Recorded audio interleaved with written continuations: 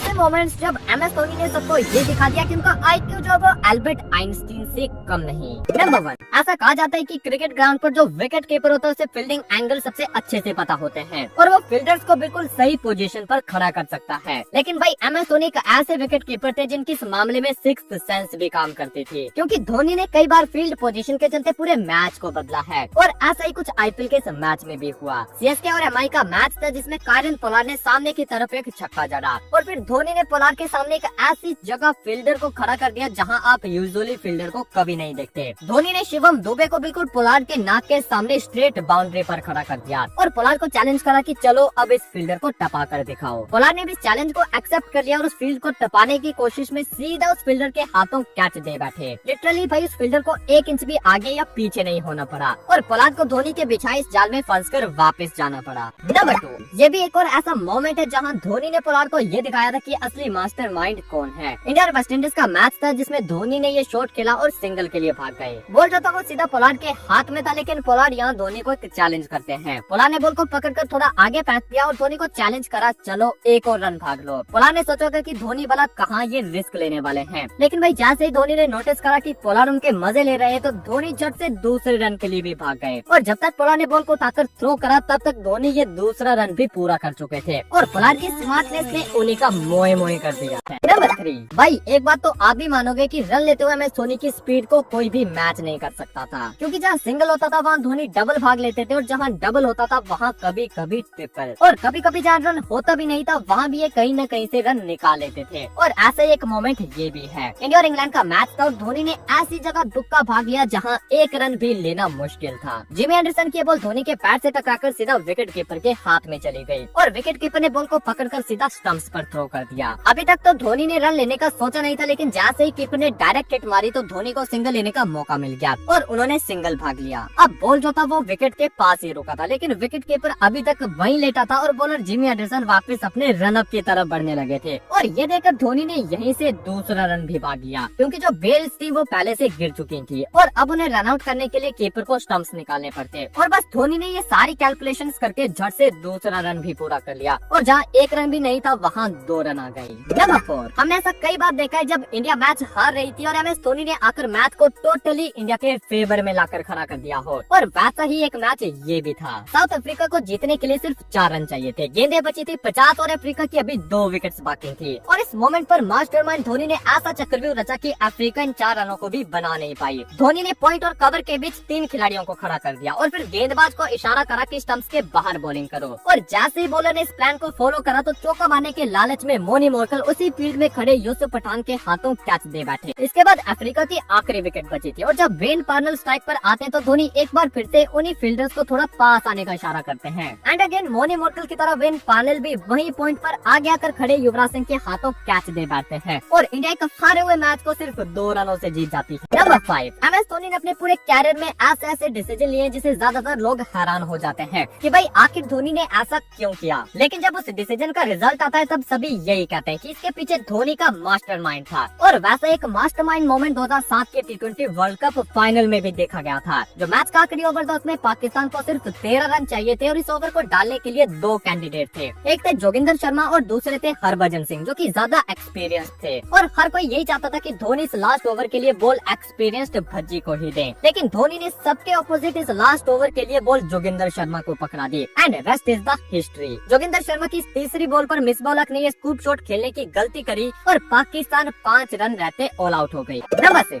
अब हम बढ़ते हैं MS धोनी के ऐसे रनआउट्स की तरफ जो कि भाई टोटली उनके हाई IQ को जस्टिफाई करते हैं। पहला रोज टेलर का ये वाला रनआउट। रोज टेलर ने उमेश यादव की इस बॉल को फ्लिक करा और खेलते ही 2 रन की कॉल करी, लेकिन बाउंड्री पर धवल कुलकर्णी की जबरदस्त लाइन ने बॉल को रोक लिया और जल्दी से धोनी की तरफ थ्रो कर दिया। थ्रो पिक करने से पहले धोनी ने एक नजर रोज टेलर की तरफ देखा और बस मिली सेकेंड में सारी कैलकुलेशन धोनी के दिमाग में हो गयी। धोनी ने ये जज कर लिया कि अगर वो स्टंप के नजदीक जाकर बॉल को पिक करके टेलर को रनआउट करने की कोशिश करेंगे तो तब तक टेलर इजीली क्रीज पार कर लेंगे। इसीलिए धोनी ने विकेट के दूर से ही बॉल को पिक कर लिया और फिर बिना विकेट्स की तरफ देके बॉल को स्टंप्स पर फ्लिक कर दिया। इससे हुआ ये कि धोनी ने काफी टाइम सेव कर लिया और बस उसी टाइम के चलते रोज टेलर क्रीज से शॉर्ट रह गए और एक इम्पॉसिबल वे में उन्हें रन आउट होकर जाना पड़ा। अब इसी तरह का एक और रन आउट याद आता है जब MS धोनी ने बिना स्टंप्स की तरफ देखे और बॉल को अपनी टांगों के बीच से फ्लिक करके बांग्लादेश के मुशफिकर रहीम को भी रन आउट करा था। एंड देन MS धोनी का ये वाला रन आउट भी काफी स्पेशल था। युवराज की बॉल न्यूजीलैंड के जैकब वॉरम के बैट से लगकर वहीं उनके सर पर खड़ी हो जाती है और विकेट्स के पीछे खड़े धोनी उस बॉल को पकड़ लेते हैं। अब यूँ तो जैकब वॉरम कैच आउट थे, लेकिन धोनी ने उन्हें एक बार फिर से आउट कर दिया क्योंकि कैच पकड़ने के बाद धोनी ने ये भी देख लिया कि जैकब वॉरम अपनी क्रीज के बाहर चले गए हैं और धोनी ने अपील करने से पहले उन्हें रन आउट भी कर दिया ताकि जैकब वॉरम अगर कैच आउट ना हो तो रन आउट तो वो हो ही चुके हैं। नंबर 7, आपने देखा होगा कि MS धोनी जो थे वो मैच के हर एक सेकंड में इन्वॉल्व रहते थे, चाहे विकेट के पीछे कीपिंग करते हुए हो या फिर बैटिंग करते हुए। मैच की सारी कैलकुलेशंस हमेशा धोनी के दिमाग में पहले से हो जाती थी और उन्हें कैप्टन कूल भी इसलिए कहा जाता था क्योंकि वो हाई प्रेशर सिचुएशंस में भी काफी कूल रहकर डिसीजन लेते थे। और उनकी इस कैलकुलेशन का छोटा सा एग्जांपल आप इस वीडियो में देखो। इंडिया और ऑस्ट्रेलिया का मैच था और इस मैच को जीतने के लिए इंडिया को लास्ट 5 गेंदों में 6 रन चाहिए थे। इंडिया के 3 खिलाड़ी आउट हो चुके थे और स्ट्राइक पर MS धोनी के साथ 98 पर बैटिंग कर रहे मनीष पांडे थे। अब लास्ट ओवर की दूसरी बॉल पर धोनी छक्का मारने के लिए जाते हैं, लेकिन मिस टाइम होने की वजह से वो फील्डर के हाथों कैच दे बैठते हैं। लेकिन आउट होते हुए भी धोनी ने ये दिखाया कि वो मैच के हर एक मोमेंट में कितने ज्यादा इन्वॉल्व रहते हैं, क्योंकि जब बॉल हवा में था तब MS धोनी मनीष पांडे को जल्दी भागने का इशारा करते हैं ताकि वो दोनों आधी पिच को क्रॉस कर लें और अगर धोनी आउट भी हो जाए तो स्ट्राइक पर नया खिलाड़ी नहीं बल्कि सेट हो चुके मनीष पांडे रहे।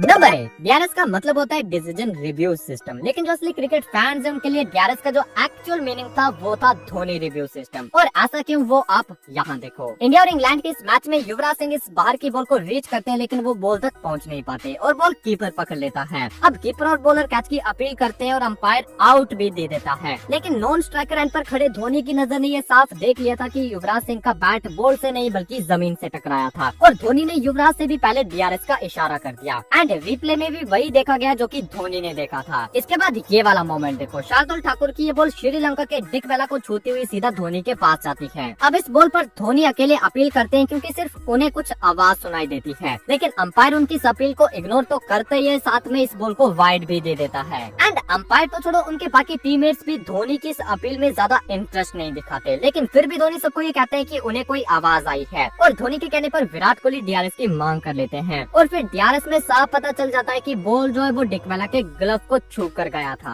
अब ऐसा ही एक और मोमेंट है जहां धोनी अकेले अपील करते हैं और बाकी कोई भी उनका साथ नहीं देता है। ये मोमेंट है 2011 के वर्ल्ड कप का। युवराज सिंह की इस बॉल को आयरलैंड का ये बैटर आगे आकर डिफेंस करता है और बॉल उसके बैट और पैड के बीच में जाकर कहीं लगता है। MS धोनी तो उस बॉल पर LBW की अपील करते हैं, लेकिन बॉलर ज्यादा इंटरेस्ट नहीं लेते क्योंकि उन्हें लगता है कि शायद बॉल बैटर के बैट से लगा है, लेकिन धोनी खुद पर यकीन करते हुए इसे भी DRS कर लेते हैं एंड एक बार फिर से डिसीजन जो है वो धोनी के फेवर में जाता है। नंबर 9, ये भी एक ऐसा मैच है जो कि कह सकते हैं कि धोनी ने अपनी कैलकुलेशन के चलते इस मैच को भी अगेन इंडिया के फेवर में ला दिया था। ये मैच है 2013 चैंपियंस ट्रॉफी का फाइनल, जिसमें इंग्लैंड को 16 गेंदों में सिर्फ 20 रन चाहिए थे और क्रीज पर ओवेन मॉर्गन और रवि बोपारा बैटिंग कर रहे थे जो कि दोनों बढ़िया सेट हो चुके थे और धोनी के पास इन 3 ओवर्स को डालने के लिए मल्टीपल ऑप्शंस थे, जिसमें भुवनेश्वर कुमार, उमेश यादव, R अश्विन थे जिन्होंने इस मैच में सबसे अच्छी बॉलिंग करी थी। लेकिन MS धोनी ने इस 18वें ओवर को डालने के लिए ईशांत शर्मा पर भरोसा किया, बावजूद इसके कि ईशांत शर्मा इस मैच में सबसे महंगे बॉलर साबित हुए थे और उनके 3 ओवर्स में उन्हें बाकी बॉलर्स के कंपैरिजन में सबसे ज्यादा मार भी पड़ी थी।